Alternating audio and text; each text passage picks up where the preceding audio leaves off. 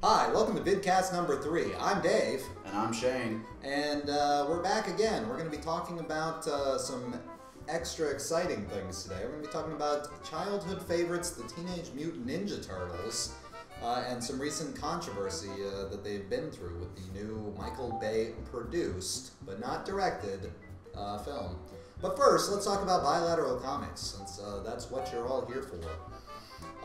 Nothing major is happening. The current issue, number 3, as you can see beautifully displayed here, is still ongoing. It'll finish up in about 2 weeks, I think. And then we move straight on to issue number 4, Code 991, the epic saga of a man and his struggle against his own self.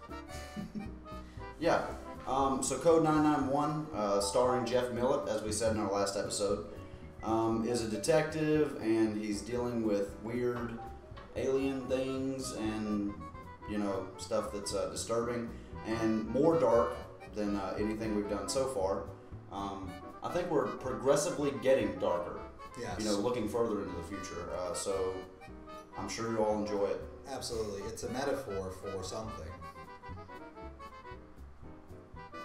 I haven't quite figured it out yet, actually.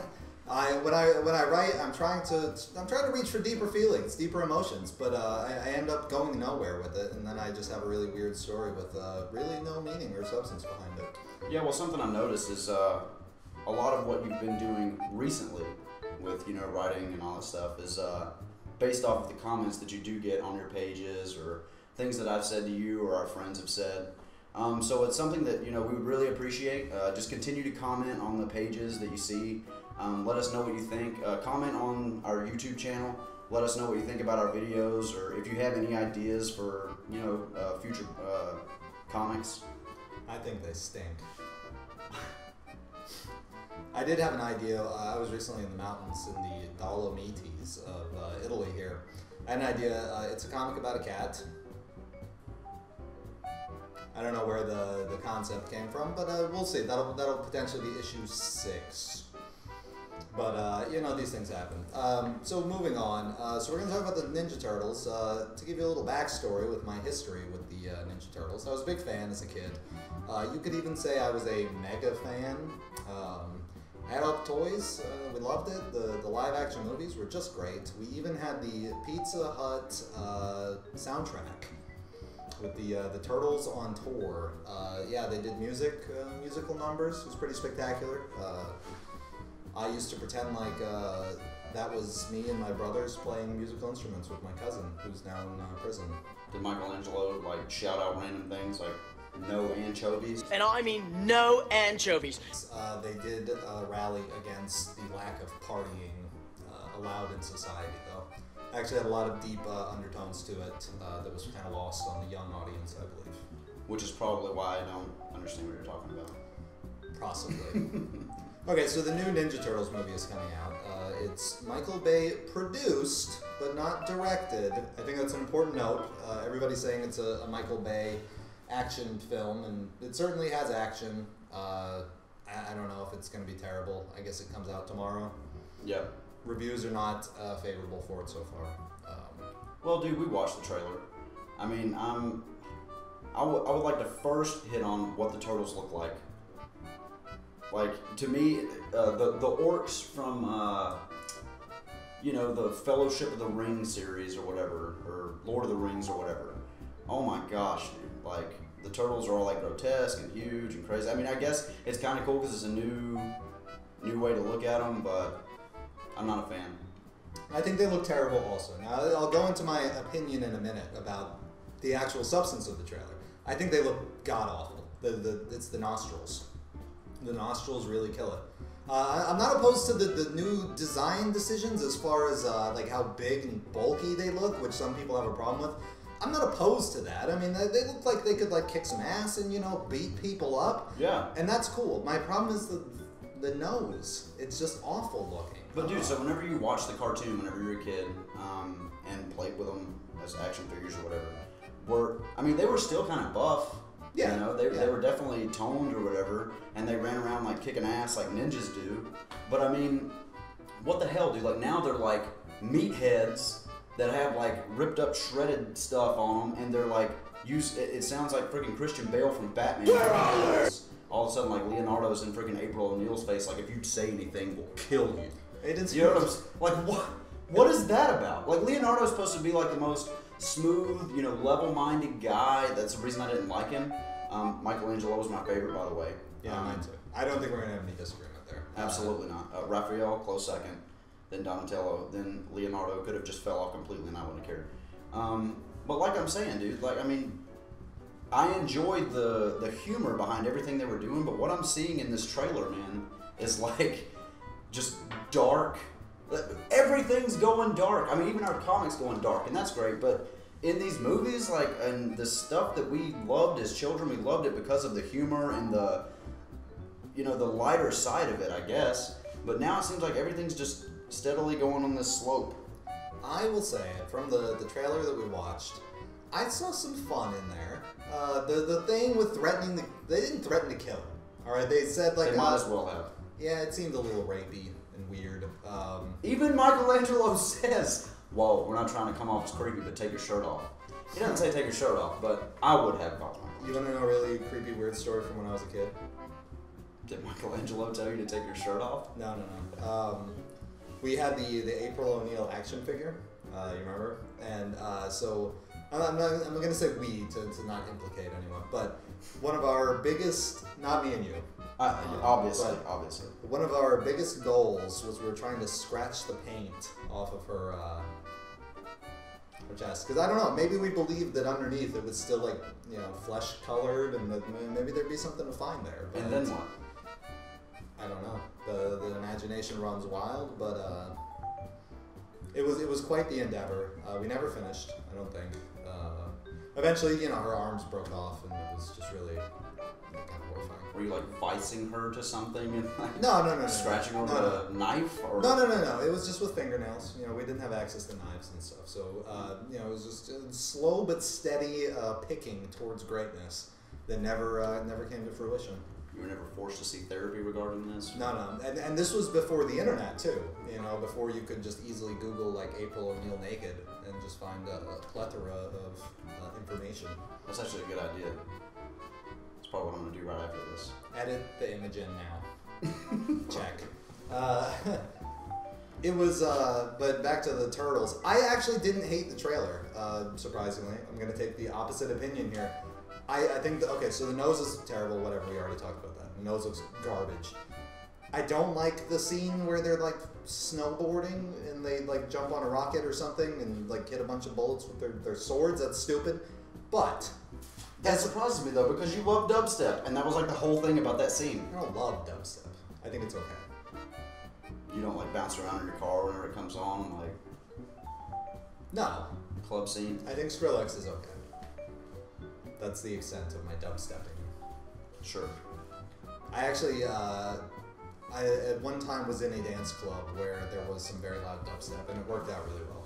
It made me very excited for 5 minutes, and then I wanted to go home immediately. But as long as they put some substance in between those little action scenes, I don't have a big problem with the action scenes that they're gonna do. Okay, fine, whatever. It's Ninja Turtles. They're ninjas. They need to fight something, right? But as long as they put a little heart into it, the original Ninja Turtles movies, they had some set piece fight scenes, but in between there's that whole dialogue with Leonardo and Raphael getting his ass kicked and ending up in the bathtub. It was very heartfelt. Absolutely. And that was great. So if they can do something, not the same thing, but if they can do something similar and just put a little bit of emotion to it, I think it'll at least be a marginal success. For me. Even the classic freaking Raphael. Damn! You know what I'm saying? That was what made those movies great. There was a lot of heart in those movies. Something I'm noticing, you're talking about all the action and the fighting and all that stuff. Yeah, that's great, but oh my gosh, dude, it seems like that's the only thing we saw in the trailer. And mind you, Michael Bay being the guy that's freaking produced and directed all the Transformers. He's making it rain with the money for the Ninja Turtles. Yeah, of course. But oh my gosh, dude, that's all you see in Transformers too is a bunch of explosions and crazy stuff, and actually, I'm really not that against it in Transformers, honestly. But sometimes it gets a little crazy, you can't figure out who's who. But I enjoy the explosions and shit because that's what I expect to see in Transformers. You got huge machines freaking blowing each other up. But then you go into Ninja Turtles and try to do the same thing, and it's like, that's not what made them awesome. What made the Ninja Turtles awesome, dude, was they were funny, smart. They had attitude. Yeah. Yeah. They were turtles with tude.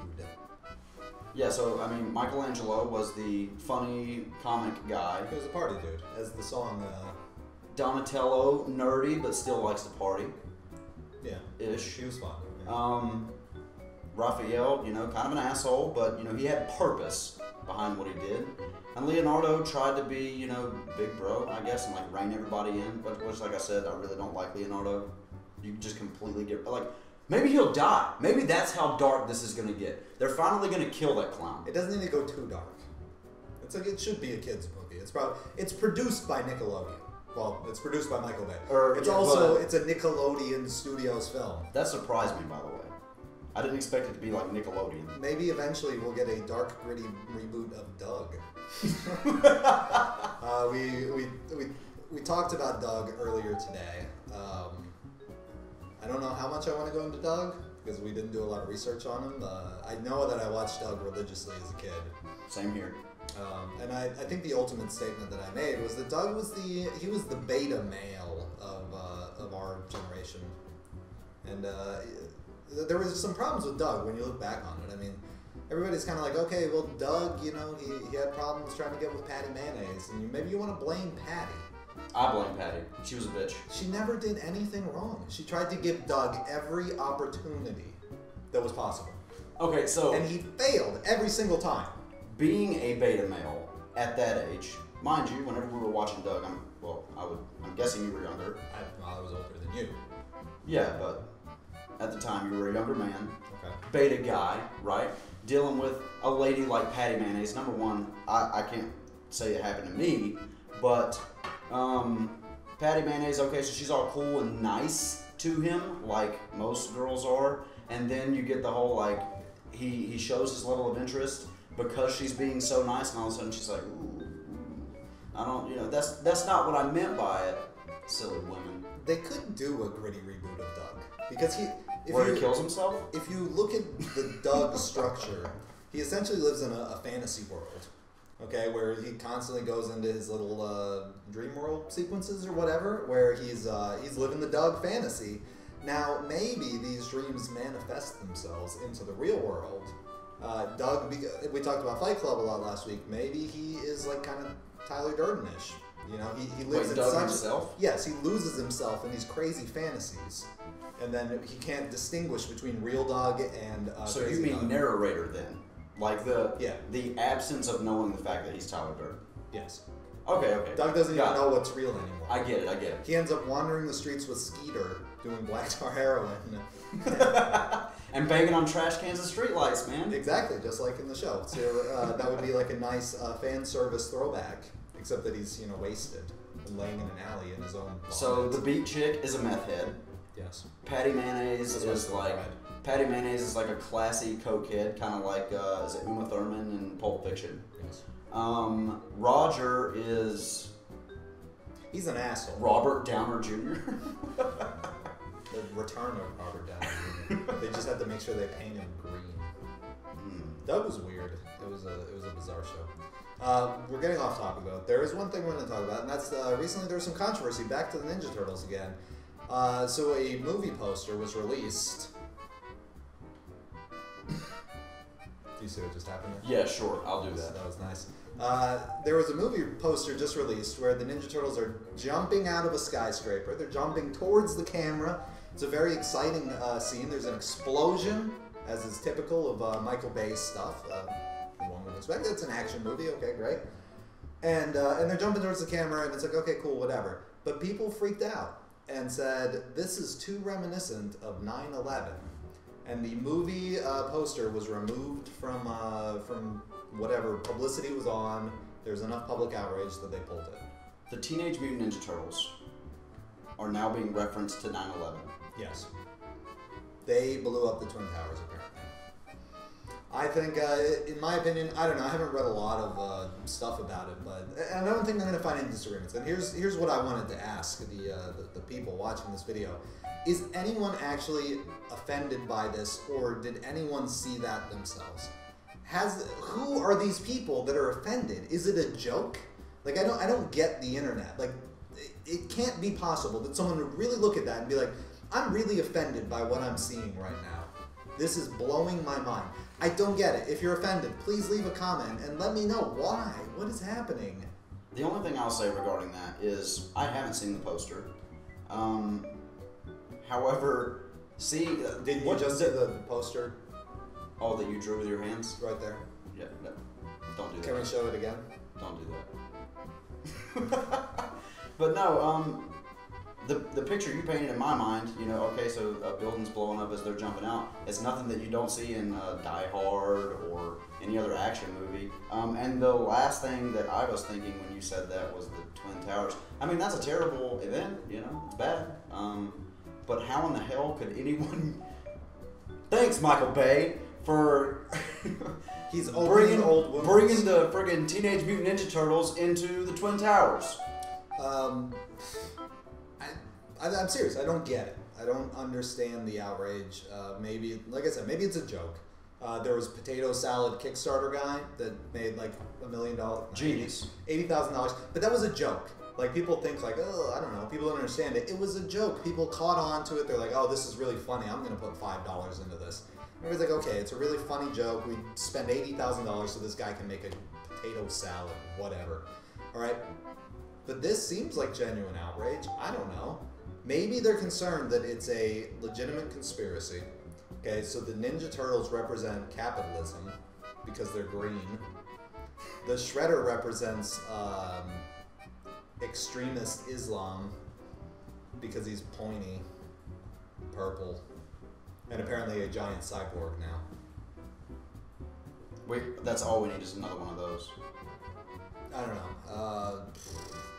It's just so bizarre to me. So what does Splinter represent as he's laying there in the rubble? A rat. A weak little rat. He's a weak American, even though actually he's Japanese.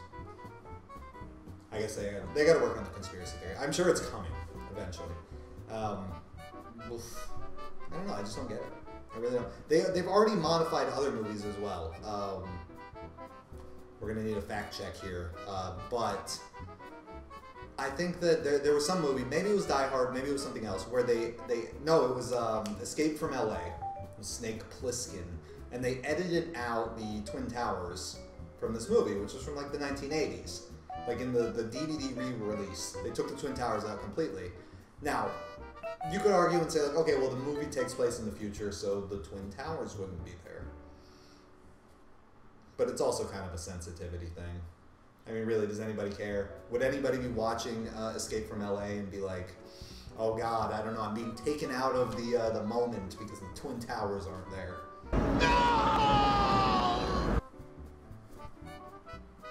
Oh, that's interesting. Okay, so Snake Plissken was an interesting character, I guess. Very iconic. A lot of people have ripped him off since back in the day. Obviously, Solid Snake. One of my favorite people. In fact, in Metal Gear Solid 2, he calls himself J.G. Plissken. An obvious reference to Snake Plissken from Escape from L.A. and Escape from New York. So why do they have such a problem with, the Twin Towers being in these old movies that obviously they were there? Like, I mean, I think it was The Bad Boys or something I saw that was great, and it was kind of awesome to see the Twin Towers again. Like, oh man, it takes me back to a time before all this crap happened. People want to live in a world of disillusionment. They don't care about reality. They don't want anything to do with that. I mean, overall, I think that, I don't know. The Twin Tower thing is not that big of a deal. And anybody, seriously, anybody who has a problem with it, please let me know why.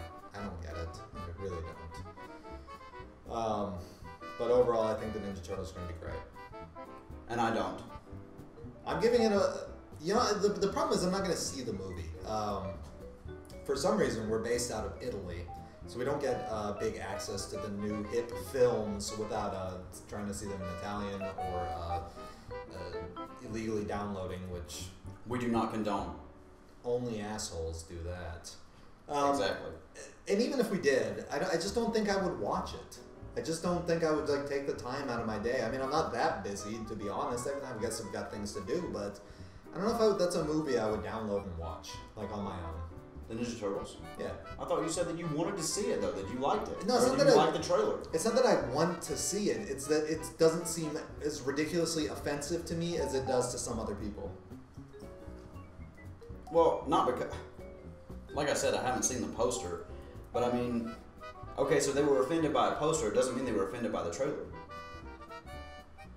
No, trust me. There's a great amount of freak outitude about the trailer as well. Everybody, listen, this whole argument where people say, Michael Bay is ruining my childhood. They did it with Transformers. They did it with Ninja Turtles. What else? They do it with everything. Anytime you try and take some childhood franchise and bring it back, they say, oh, they're ruining my childhood. They said it with George Lucas with the crappy Star Wars prequels, too. Which were terrible. Which were terrible, but it's not ruining anyone's childhood. It doesn't take away from what happened in your childhood. It doesn't take away from the fact that Return of the Jedi is the best Star Wars film. Well, Empire Strikes Back is the best Star Wars film, but whatever. Agree to disagree. We agree that I'm right. I think that's actually a whole conversation we'd have another day. Leave a comment below and tell me what your favorite Star Wars movie is. And let him know how much you agree with me, because everyone knows that Empire Strikes Back is the best. I apparently have some unpopular opinions about best movies and franchises, because I honestly believe, and I'm not just saying to generate controversy, I honestly believe that Return of the Jedi is the best film. I think especially the showdown between Darth and Luke at the end it's a beautiful showdown. Everything has been leading up to it. It's filmed really well, like when he comes down on the elevator and the three little bars come up and then the door opens and it's them, and it's just so great from that point on out. It's just incredible.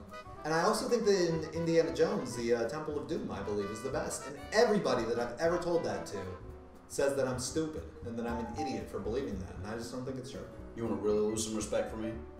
I've never seen any of the Indiana Jones films, except for, like, maybe a quarter of the newest one. I think I fell asleep about the time he, like, got projected in the refrigerator after the nuclear explosion. To be fair, I've never seen the new one, or the Crystal Skull Legend of the Hidden Temple Skull, whatever. I don't know. Hidden Temple. That actually does make me lose a Legend of the Hidden Temple. Great show. Different day, different conversation. Oh man, that was so awesome. Different day, different conversation. But yeah. How can you not have seen the Indiana Jones movies? That seems unrealistic to me. I don't know, dude. Whenever I was a kid, I remember, like, obviously Star Wars. I watched all three of them, the ones that I consider actual Star Wars films, probably 100 times a piece, easy. Like, I love them so much. I still love them, still watch them. The new ones, obviously, not a big fan. I mean, I've watched them because I'm a fan, but not a big fan of the new stuff. Where are we going with this? How did we even get here? Well, we're talking about Indiana Jones and your apparently lack of, I don't know, taste in watching How did we movies. get to Indiana Jones? Who knows? Fact check. How did we get to Indiana Jones? I don't know anything.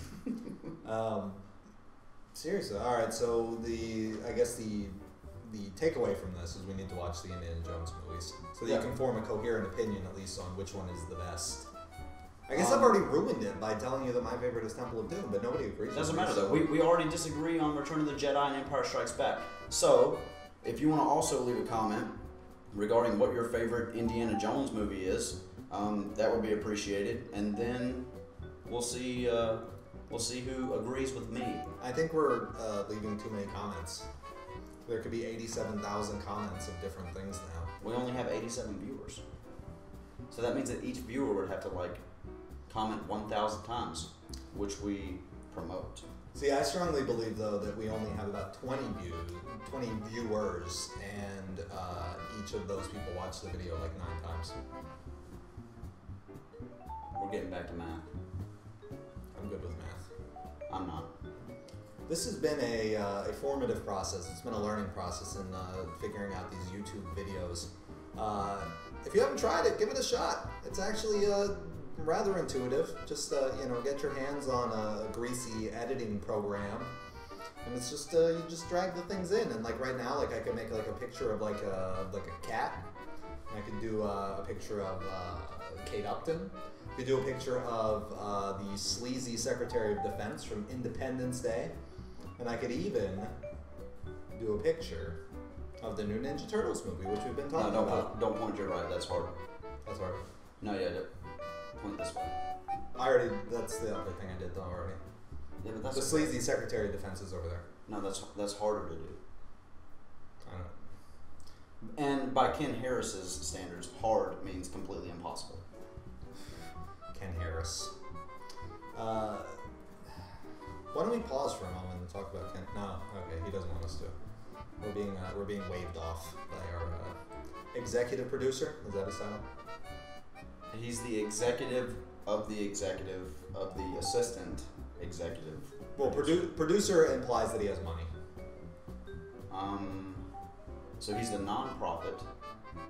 He's working for free. Yeah. Thank you, Ken. Thank you so much for your service. I really hope that we edit in like 1,000 pictures of Ken Harris. We could even do a montage.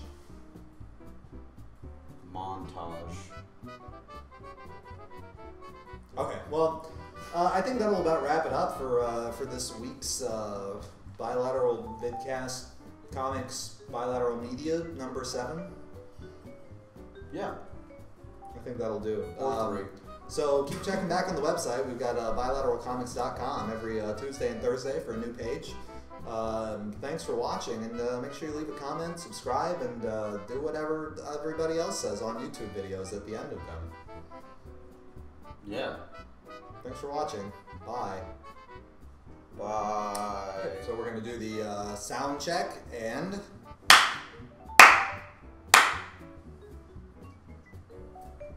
Oh, wow, Dave. Snake Plissken was, Are you not filming yet? You didn't tell me. You said sound check. Okay. So... Sound check means Wait, start. no, wait. Okay, hold on. We're okay, we're okay. You have to start before you do the sound check. Yeah, so you gotta start filming. Yeah. Well, you never told me to start. You Alright, just started, so you that's why I ready? pressed it and look fucking... Hey, it's okay. Check it. Easy. Okay. Take 2. I'm professionals. Easy. Alright.